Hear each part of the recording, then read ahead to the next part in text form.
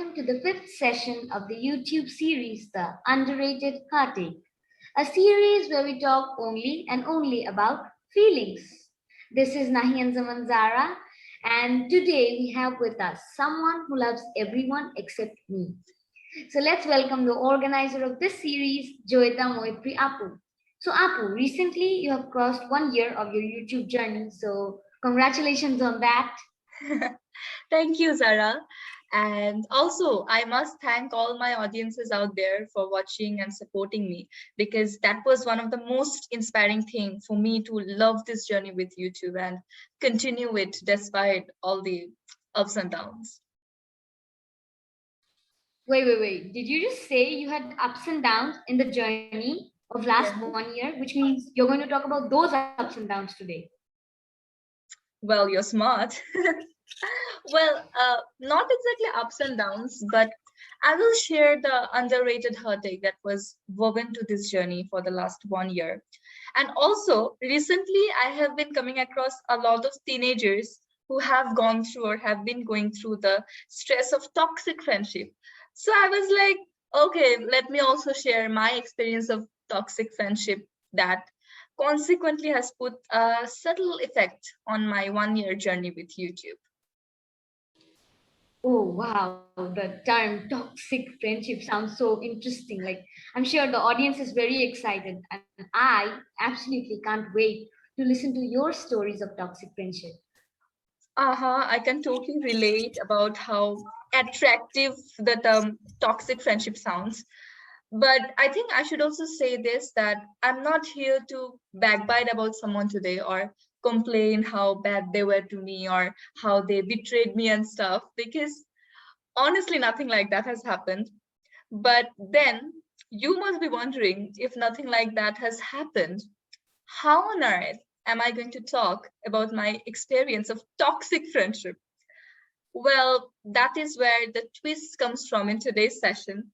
So, Zaara, should I jump into my story now? I mean, you are the host. If you permit me, then I will. Oh my God. Yes, of course. Permission given, madam. So, yes, everything started back in grade 6. So, when I was in grade 6, I had a group of really amazing friends. We were a group of 6 people, 6 girls actually. And I must say, in terms of friendship, grade 6 was one of my best school year of my life so far. But by the time we passed from grade 6 to grade 7, somehow that spark in our friendship went missing. And it would actually be wrong to say the spark in our friendship, because their friendship was completely fine. It was great. It's just that their friendship with me started to fade away. And I must mention, we had no fights, no arguments, no hatred, no harming and stuff. They didn't harm me, I didn't harm them. It's just that our friendship started to fade away. That's it. And fading away of friendship isn't wrong, nor is it toxic, if both the sides are okay with it. But I think I wasn't quite okay with it. I had a difficult time accepting this fact that our friendship is fading away or it's not working out, because I used to feel they were my entire world. So our friendship was like, sometimes it existed, sometimes it didn't. Sometimes we had a great time, and sometimes we didn't even have a bond. And this became like a cycle. Once together, once separate, and again together. And this cycle continued through the entire grade 7 and then to grade 8. Of course, there were many other events during these 2 years. I mean, certainly things are not so plain and simple, but this cycle is the basic storyline. So, as I said, no harming or betrayal and stuff, but these small little events that formed this cycle within these 2 years, this used to stress me a lot emotionally. As I said, I had a difficult time accepting this entire change in our friendship. And also, I honestly knew the solution, that is to ignore. But the more I tried to ignore, the more I failed. I used to feel that, okay, it doesn't matter to me at all. I have moved on, I don't care. But it actually did matter to me, because every night, unknowingly, I used to feel that I don't want to wake up the next morning because I have to see those same things again and again at school. Now, at this point, my parents will be like, do you go to school for studying or for your friends? To which I reply, for friends, of course, because I don't wake up 7 in the morning every day just to study. Duh. So yeah, this small little stress. We totally relate with you. We don't wake up at 7 a.m., work so hard, going to school for no reason. I mean, not just for studies. I go from my friends at least. So yeah, this small little stress continued to dominate in my heart. And then in the mid of grade 8 final term, our school started to shut down for the lockdown of COVID-19. So I still remember it was the mid of March when our school started to shut down for the COVID-19 lockdown. And that is when my super sweet and immature underrated heartache stepped in. What happened? Well, what happened, right?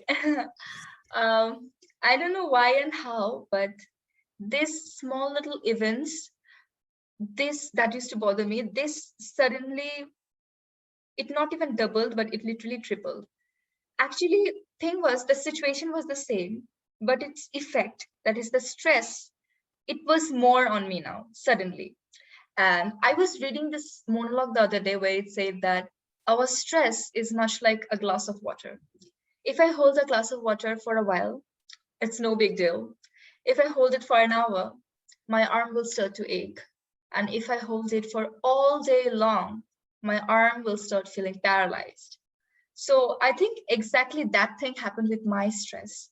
I was carrying the same stress, the same small little stress, but for over 2 years.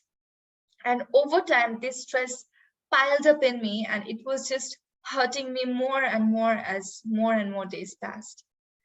And what's interesting is this wasn't the end. So what happened was this stress made me emotionally dependent on them. And emotional dependency made me act in a lot of ways that is not me. Um, let's explain with some examples so that it's easier for you and also for the audience to understand. So I started feeling desperate to get their attention and care because I used to feel that no, our friendship is still the same and it didn't fade away and stuff. And that is why I started telling them more and more about my difficult times. Not that I made up such stories. I was actually going through a lot of ups and downs and also a difficult time related to everything. But thing was, here we weren't even talking, and out of nowhere, I'm just venting out all my stress and difficult times to them.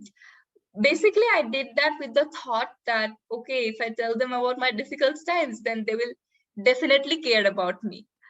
Uh, but in this thing of acting, I failed to realize that when I am doing it, when I'm actually venting out my sadness and everything, I am acting in a way that is not me. Because I am usually not the type of person who will just go up to people and cry out her problems just to get attention and care. So I was actually acting in a change form. And I failed to realize that someone who is truly my friend, it is not like that person will only care about me when that person hear about my depression or my frustration and not when I'm just fine. So my idea of crying out my problems just to get attention and care was totally stupid. And fun fact, at that time they acted like mere strangers simply by saying, I'm so sorry for you, and that's it.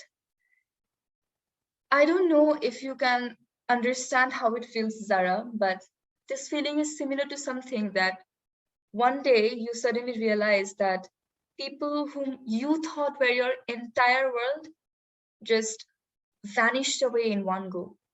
And now you feel that your world is starting to crumble around you. And this whole thing built up a thought in me that I can be truly happy if they come back in my life. Not that I didn't have any fun element in my life or any caring people or stuff like that. Not that my life was full of misery.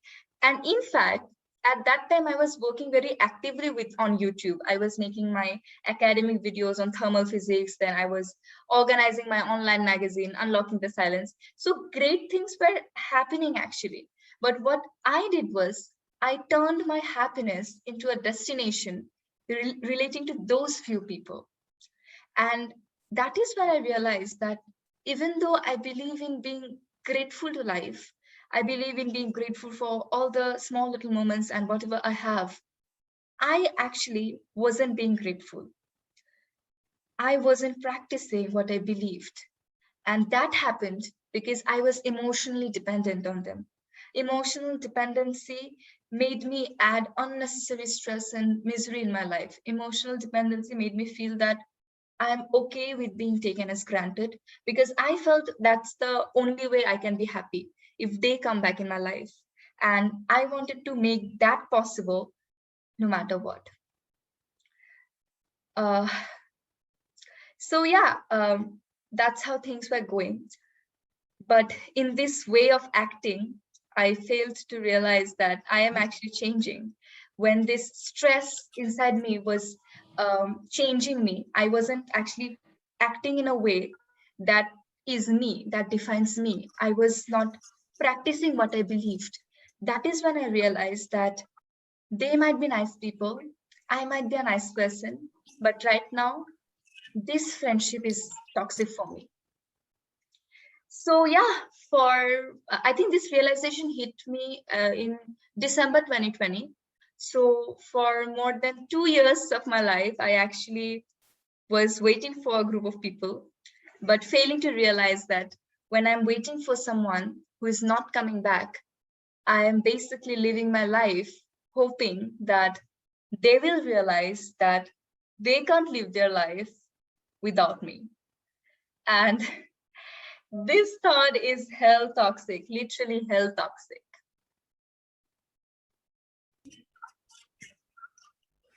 Oh, wow, all these things with a smile on your face.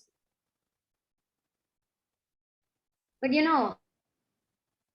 I react to your story. Like, it's still taking some time to digest the fact that this person whom we watch every Monday on YouTube, all these things, I was involved with you at that time while you were going through these ups and downs. But at that time also you had a smile on your face. I don't think I had a hint of all these. Like, faced all these things, that too when you were working on thermal physics and unlocking the silence. That's just, I can't imagine someone being in that state but still smiling every day. Anyways, Apu, all I'll ask you now is how did you overcome this? Uh, about overcoming, I actually tried to overcome from the very beginning. Although I didn't know at that time that it was toxic for me, but I did try to move on, and I knew the solution, that is to ignore and move on. And also, since I was very close to my parents, so they always supported me because they knew everything and they involved me all other works apart from studying so that I can remain busy in my own world. And in fact, that is how I was working with YouTube. That is how I'm still working with YouTube. But I think no matter how many people we have in our life supporting us, at the end of the day, it is up to us. It takes our ability, it takes our effort to really, really, really move on. But yeah, and also I think I should thank once again the friends whom I have specially thanked in my 1 year journey with YouTube video. Boss, Lamu, Mochika, Hia, Shiana Shahbapu. I wouldn't say they said me some any new motivational stuff that completely changed me, but I think they always made me feel special. They always made me feel loved. They always made me feel that even though it will take my effort to move on, But after I move on, I wouldn't have any less friends. I wouldn't actually be alone. So I think at that emotional These stage, friends in your life whom you mention every time is just like, okay, she faced all these things, but in the end, like God has gifted you such great friends that support you at any time you want them. Like they wouldn't have said any new motivational stuff, but the thing that they made you feel love is like, I guess, a gift because you suffered a lot. I must say that. no, Zara, over here I would disagree with you a little bit because back in grade six, that time also God has gifted me with some friends. At that time also, when they were my friends, that time they were very good to me. They also made me feel special and loved at one point in my life. So just because things faded away or things went wrong, I can't be ungrateful and say that um, they were never good to me. They were really good to me. But yeah, I'm thankful for my current friends as well because the support they have given me, it was unbelievably amazing. So yeah. So I guess all your friends are good. Like from grade six till now, you've experienced good friends. I have always experienced good friends. I mean, just because if someone fades from your life, that doesn't mean whatever that person gives you is wrong. I mean, when the friendship was there, they give you a vibe. That is important. Now, if they fade away, they faded away. It's okay. But that doesn't, you can't deny the fact that they did nothing for me.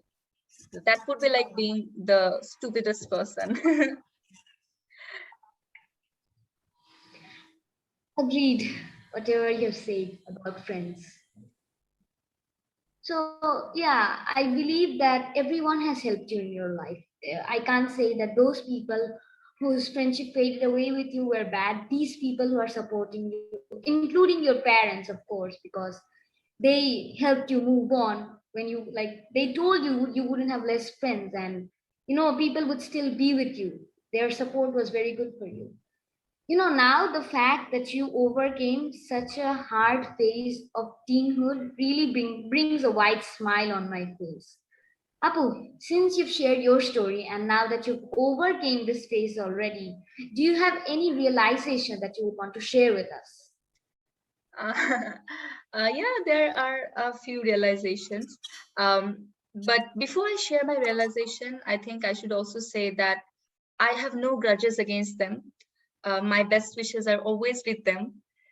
What surprises me is that I can't believe I was okay with being taken as granted.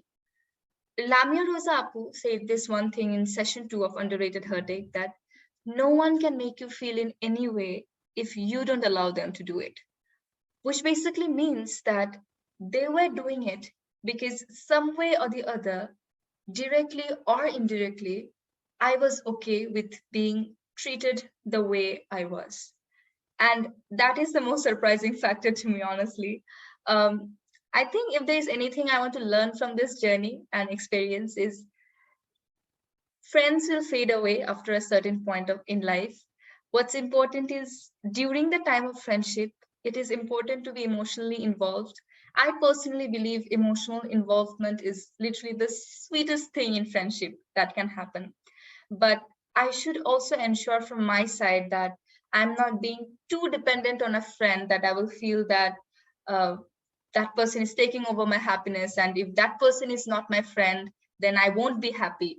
Uh, this sort of thought is really stupid. I don't want to go in that emotional state again. Um, and most importantly, happiness is never a destination related to any people. Our happiness relies on our hand and it lies in the small little moments of life. So when I can find my happiness in small little moments of life and keep it in my control, why on earth would I hand over my happiness on someone else's hand and make it into a destination and make it so hard to achieve? Like that's just, I mean, yeah, that's just of no point. So yeah, that's my realization. I think that my happiness is in my hand. So yeah. Oh, wow, yeah, Apu, I'm literally so happy, so happy for you that you overcame such a hard phase. Not everyone can do it, Apu. So I'd like to end today's session here. Do you have anything to say to the audience? Well, to the audience, first of all, in this case, I was the stupid one here. I was stupidly clinging around with them for attention and care. So clearly, I was the stupid one here. You don't have to feel any sympathy or sad for me. I think the only thing I would say is please try to take care of your soul. Self-care is a very big part of self-love, because a lot of us can say that yes, we love ourselves so much, we have self-love, but from my experience, what I feel is it's harder to take care of this soul. um, so yeah, please try to take care of your soul. And I think according to me, what goes beyond our control is toxic for us. So if anything is causing you any feeling that is going beyond your control, then it is undoubtedly toxic for you, no matter how saintly that person or those people are. So yeah, and also try to be nice to your friends. I mean, um, you won't enjoy their company all the time, and it's okay if you don't enjoy, but at least try not to abandon them out of nowhere totally, because it destroys them million times more than you think it does. So yeah, try to be kind to people, and please, please, please take care of your soul, because once again, self-care is the biggest part of self-love. So yeah, that's it. Thank you. Okay, so I just like to add something here that though it's through your like video, through you expressing your underrated heartache, you taught me something by saying all this. And yeah, I will actually accept today that I have done something to one friend of mine. And maybe how you were destroyed, maybe I have destroyed that person. So that person might be watching this video. So you know who you are, and I'm sorry. And rather than that, I totally agreed with Joyita. Yeah, sorry to you. Thank you to Joyita for teaching me. All right, dear audience, that's the end of Well, today's Zara, session. Keep since you have shared your experience, only thing I want to say is, I think this sorry you have said, that is just so big for that person, I'm sure. um, and it's okay for friends to fade away. You may not enjoy everyone's company all the time. You are not a superhuman. The reason I don't blame my friends is they are not a superhuman. It's not like we will always enjoy everyone's company in life. So yeah, just be kind to people, and most importantly, take care of your soul. So if leaving a person is by bringing you peace, do that in a nice way. Just don't create a mess. So yeah, sorry to you, Joyita, who taught me today. I'm really sorry. That's also through this 1 year. It's not like an old story. It's just still going on, and I'm sorry to you for all I've done. Yeah, that's the end of today's session, dear audience. Keep watching Underrated Heartache and And chiki chiki. Thank you. bye Thank you bye. so Thank you so much. much.